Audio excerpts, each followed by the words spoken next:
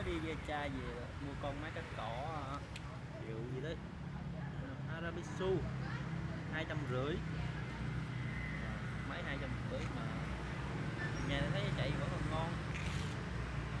Này cái máy để sưu tầm hết trơn, cần chi vậy.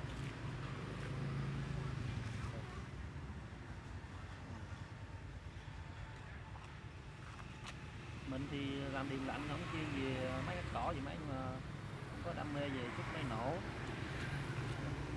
Mình cũng mua được mấy con rồi, tầm giá 250 thôi, mà cũng hên xui à, có con gì chạy ngon lắm, con về nuôi chặt cái này nọ.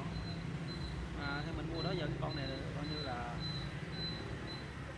thấy là hoàn hảo, hơi hoàn hảo.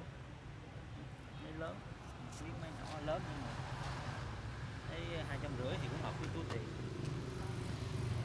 Mua về lâu lâu ra nổ hít thổi hay thì cũng được.